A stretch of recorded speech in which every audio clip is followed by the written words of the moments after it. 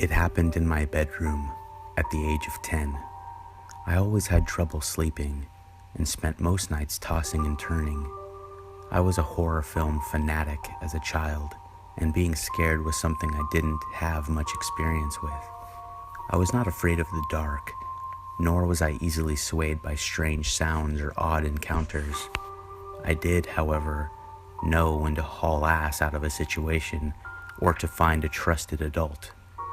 I always slept with my closet doors open, which will come to be of significance later in the story. I should also mention that my family home was in a heavily wooded area, in what some may refer to as the middle of nowhere. One night around 1 a.m., I awoke to the sound coming from underneath my bed. It sounded like one of my cats was scratching themselves with one of their feet, or doing something to cause a thumping beneath me. I had heard this same sound many times before, and its source had always been one of my cats. So this time, I didn't look. I closed my eyes and tried to resume my slumber. I turned over and onto my left side, which left me facing the wall against which my bed was pressed up. I heard the sound again, and thinking my kitty was directly beneath me, I said good night. I was able to fall asleep once again. The next time I awoke, it was to a surreal and shocking scene. The sheet and comforter of my bed were no longer covering me. I saw a man standing over my bed poking me. He was poking me with his finger, and the way in which he did so was truly terrifying. It was not the way that a child would poke a friend. It was as if he was touching another human being for the first time, exploring the sensation of the tip of his index finger jabbing at flesh. What I saw was so unbelievable, so impossibly strange, that I believed I was dreaming. I tried desperately to awake from my nightmare, to no avail. The poking continued. He poked at my chest, my belly, my legs, and my arms. Paralyzed and scared shitless, I yelled, "Wake up!" And with this, the man threw himself to the floor and closed his eyes, as if he was trying to lead me to believe that he was asleep or dead. I have no idea.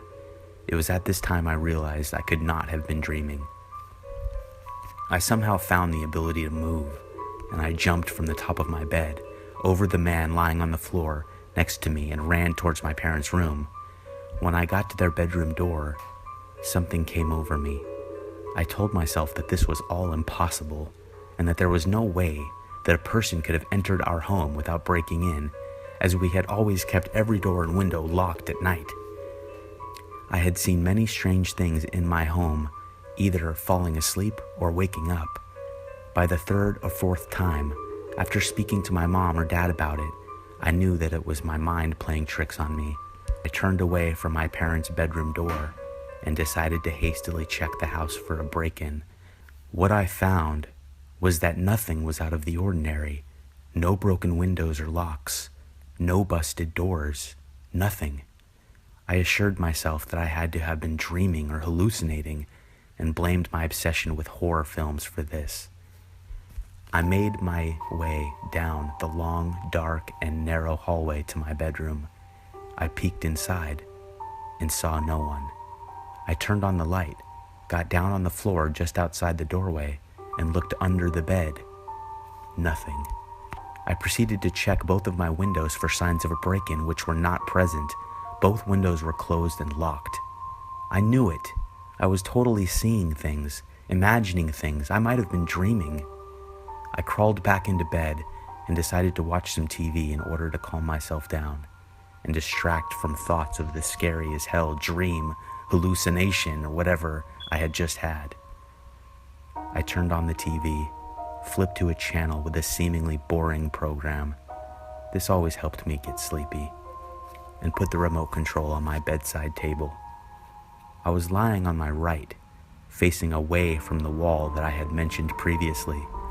As I laid there, my eyes began to adjust to the dark room with the faint light from the TV screen. Just beyond the TV, I saw something that made my heart sink into the pit of my stomach. Inside my closet, with one of the doors now slightly closed, I saw the man standing perfectly still, facing the wall, hiding, waiting for me to fall asleep, I imagine. I couldn't breathe. I couldn't move. I sat and stared at the man in my closet for what seemed like minutes, but was likely only a few seconds. I quickly got out of bed, hoping that the man wouldn't notice and that my dad could catch him hiding in the closet. I once again made my way to my parents' bedroom door, still remaining as quiet as I possibly could, and went inside. I shook my dad and my mom at the same time, and when they awoke, I said, "Shh, don't make a sound. There's someone in my closet." My parents both jumped up and said, "What?" I repeated myself and asked them to please call 911. My mom immediately picked up the phone. Neither of my parents doubted my claim, as I had always been honest and forthright. They both knew that there was no way that I was making this up or that I was mistaken. I'm sure that the look I must have had on my face made it clear that this was really happening. My dad told my mom and I that he was going to look and urged us to stay in their bedroom and lock the door. So we did. At this point, I was beyond scared. I didn't know what the man was capable of, whether he had a weapon or whether my dad was safe. I just stood in the room with my mom and cried. After what felt like hours, my dad knocked on the door and told me it was him and that it was okay to open the door. My mom unlocked the door and let my dad inside. I said something to the effect of, "Did you get him?" And my dad looked at me with the most unsettling and confused look imaginable. He said, "There's no one there." I assured him that there was indeed a man in my room and that he had been poking me. My dad said that he had just checked every inch of the house and found no one. He had also checked the doors and windows, just as I had done. Then it hit me. He must have had a key. As soon as I said this, my parents looked at each other in absolute terror. Our nearest neighbor, a trusted and beloved friend whom we'd considered family, was in possession of a key to our house. As she had regularly babysat me since I was a toddler, she was the only person outside of my immediate family with a key to our home. Soon after this revelation, the police arrived, took statements, checked around our property, and then left. None of us got any sleep that night. The next day, my dad went to my neighbor's house and asked if she knew where her key to our house was. She said yes, and when she went to show him, she saw that it was missing. Her home had no signs of a break-in, and she had always kept her doors and windows locked, or so she says. My parents had all of the locks in our doors changed and opted to never again give a key to anyone, except in the wake of an emergency. I never discovered the identity of the man that lurked in my bedroom that night. The event left me traumatized, and it took a very long time for me to accept what had happened and move on. My sleeping trouble turned into full-on insomnia, and for about a decade I was unable to sleep without a light on. It has been 20 years since that night, and apart from my parents, I have never told a soul about it until now. I have actually found writing this to be very cathartic. My heart goes out to anyone who has suffered a trauma in their lives, and I hope that you are all able to find peace within yourselves.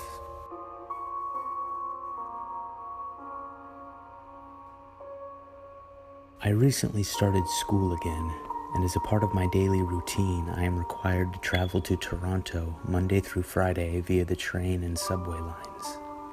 It's about a good 2 hours one way, so I usually pull out a good book, pop in my headphones, and relax to some light music. I, of course, being from out of town, have heard a lot of horror stories that many people have endured on the subway. Naturally, I thought most of it was just over-exaggeration and tall tales. Well, I was very quickly proven dead wrong. Rewind to about a week ago. I had just finished a very long, grueling day of school, starting at 5 a.m. and ending at 7 p.m., and I wanted nothing more than to just relax and get home as soon as possible. I took my usual bus route to the subway station and sat down on one of the seats directly next to an exit door. Now, a little context. I am facing forwards, looking at one seat ahead of me across the aisle of the subway car. This seat was occupied by a 20-something-year-old Asian woman who was playing some game on her phone and was paying absolutely no attention to anything going on around her. Next to this seat opposite me is another seat facing this Asian lady, and it is this person in this seat that made my 40-minute subway ride very disturbing.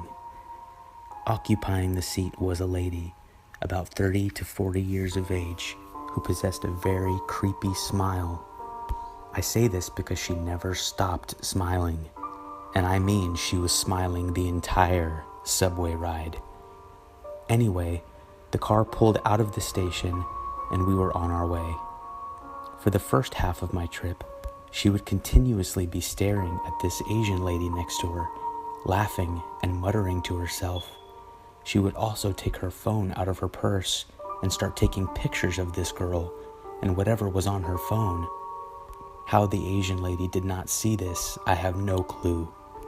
About halfway up the tracks, the Asian lady left the car, and this is where the attention was directed to me.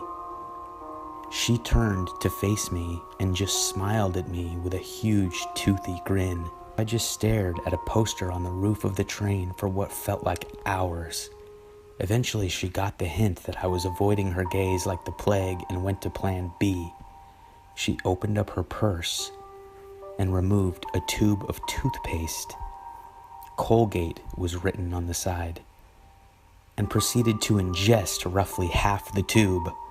I damn near threw up then and there, but somehow held it together, even though she was still staring at me and laughing at me covered in toothpaste. My stop came, and I bolted from that car as fast as I could. I got to the escalator and hazarded a glance back, and guess who I see fast walking after me, arms held still at her side, still smiling. I was understandably extremely terrified by this point. I ran out of that station right to the bus just as it was pulling out of the station. I took one final look back, and there she was, standing on the platform, head cocked to the side, laughing and waving goodbye to me.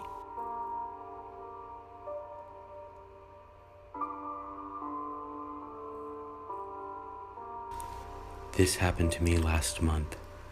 I'm a 22-year-old girl living away from home for college, but at the time, I was staying at my mom's house while she was out of town, about 3 hours away.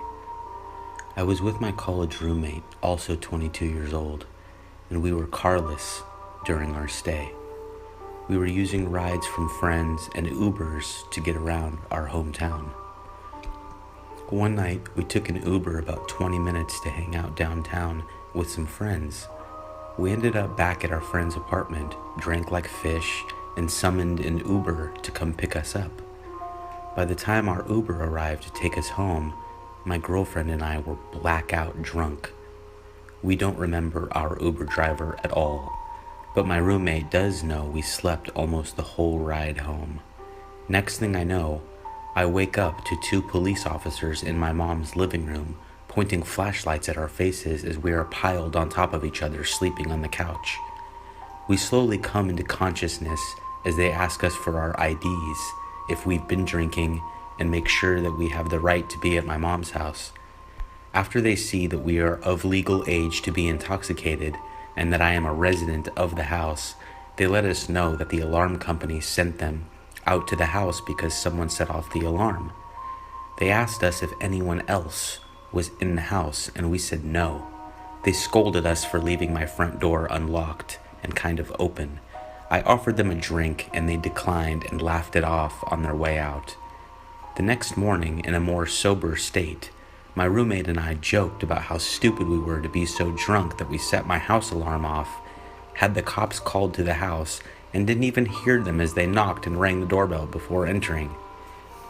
The way my house alarm works, you set it right before you leave, and as soon as you walk back in the house, it beeps constantly for an entire minute. If you fail to type in the code in that minute to set it off, it starts blaring at you, and that's when you know the security company is being notified. The security company will then call the phone number linked with the house alarm, and you are supposed to give them your personal code word to let them know it's a false alarm. If you fail to give the correct code word, the cops are automatically and immediately sent. Normally, the company would call my mom's cell phone, but she was out of the country without a working phone. The next number on the list is my dad's, but he moved out 5 years ago and no longer knows the correct passcode. I forgot about all of this in my drunken state. It wasn't until later that afternoon I get a phone call from my dad. He already knew the cops had been sent to the house because he got the call from the security company but couldn't give them the passcode. He figured I had set it off accidentally, which isn't too uncommon, but I didn't have the phone number of the security company to let them know it was a false alarm, and my phone number isn't linked to our house alarm. I told him what happened the night before and that I was pretty puzzled that we could have come home without setting the alarm off. It's extremely loud. It didn't make sense that I would have just walked in the front door and ignored it and then just went straight to the couch and fell asleep as it's blaring throughout the house. All my dad cared about was that he was woken up at 2:30 in the morning to those phone calls. He was annoyed. Suddenly, something hit me. I asked him exactly what time the security company called him. He checked his call log and the first call came in at 2:24 a.m. I suddenly got chills down my spine. This meant the alarm was set off 2 minutes prior. I checked my Uber account on my phone where you can see the exact time you were picked up and the exact duration of the ride. I had been picked up an hour before he got a call from the security company. The duration of the ride was 26 minutes. By doing the math, I realized we were back at my mom's house at least 20 minutes before my alarm was set off. Just enough time to go inside, set the alarm off, set it on again, and then make our way to the couch and fall asleep. 20 minutes after we got back to my house, someone tried to get into my house and must have been scared away by the alarm. My mom's house is in a gated community, so it's not easy for just anybody to get in. The Uber driver could have dropped 2 wasted girls off, circled the block, maybe even crept around to the back of my house where he would have seen the 2 of us pass out on top of each other on the couch, right in front of the sliding glass door with no curtains or blinds blocking the view. It's surprising that we didn't wake up to the alarm going off, but we also didn't wake up to the cops banging on the door or entering the house. We were in an alcohol coma and probably could have slept through anything. Though nothing happened to us that night, it terrifies me what could have if I didn't remember to set the alarm on that night. I thought as long as I had a safe ride home, I could drink without consequence.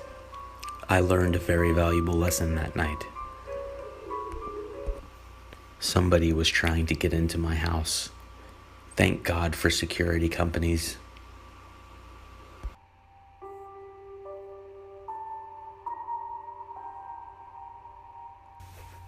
Some backstory. This was years ago. I was around 12 or 13.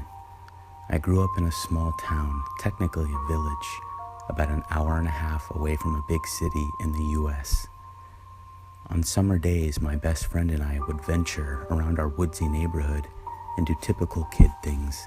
My friend's name was Sarah, my little sister's name was Sammy, and her little sister's name was Alex. We would occasionally let them tag along on our adventures, especially if our parents made us. Our favorite thing to do was walk to our other neighbor's house, we'll call them the Smiths, and use their trampoline. It was in our neighborhood, but the houses are pretty spread out with dense forest in between. We'd set off towards their place, and it was about a 20 to 30 minute walk, longer on the way back because we had to go uphill. One day, Sarah and I decided to let Sammy and Alex come to the trampoline with us. They weren't really allowed very far from our houses without an adult or us with them. We played on it for an hour or two and decided we were thirsty or hungry, one of the two, and decided to head back to Sarah and Alex's house for snacks. We were almost back to their house, but the last stretch before their house was the longest amount of isolated road, with a creek following by and no houses lining the road, just dense forest. As soon as we cleared this area, we would be right on top of their house. As we were almost through the wooded part, and we could see their house up ahead. A woman with short black hair and sunglasses was walking by with her baby in a stroller. She was walking towards us and would pass us soon. I didn't recognize her as someone who lived in our neighborhood, and I knew everyone. But lots of people from surrounding neighbors take walks here because of the woods. She passes by us normally, but right after she does, she says, "Oh, hey, kids, I'm a little lost. What road is this?" None of us were very alarmed. She was a lady with a baby, not some scary, creepy man. We told her the name of the road, and she told us she was really lost and needed to get home to take care of her baby. She then asked if we could escort her to her house because she didn't think she'd be able to find it, even with the directions. Sarah agreed to help her, but I felt really uncomfortable and was told never to talk to strangers, even if they're women. I told the lady none of us could help because Sarah's dad was expecting us home soon. Sarah gave me a weird look, but I think she caught on because she then said, "Oh yeah, we can't actually help, sorry." At this point, I wasn't really freaked. I just knew I shouldn't be helping strangers to their house. I went to step in front of the younger two. They were trailing behind us and I wanted to push them forward so we could start walking away. I stepped closer to the lady in my efforts and could then look into her stroller. That is when my heart sank. The baby was fake. It was a baby doll. It was all wrapped in blankets, but I could see that it was plastic. At that point, I didn't know what to do, and I just found myself screaming, "Run!" I made sure Sammy and Alex were ahead of me, and we sprinted for their house. Her dad was working in the garage on something, and we ran in, out of breath and crying. I quickly just said there was a lady trying to get us to go home with her who had a fake baby. He grabbed a golf club from his caddy that was lying out and told us to get in the house. We all went in, and a few minutes later he came back. He said he was heading towards the lady when she spotted him. She was already on the phone with somebody. Out of nowhere, a white van apparently screeched up, and she threw the stroller in, jumped in, and they sped off. It was definitely a creepy experience, and I don't know what that lady's intentions were, but I felt like they were not innocent. This truly scared us. We didn't wander around the neighborhood nearly as much, and when we did, we were always looking out for something. Thank you for watching. If you enjoy being scared, then stay tuned. There is more to come. If you have a true scary story that you would like me to tell, you can email it to me. I will leave my email in the description to this video.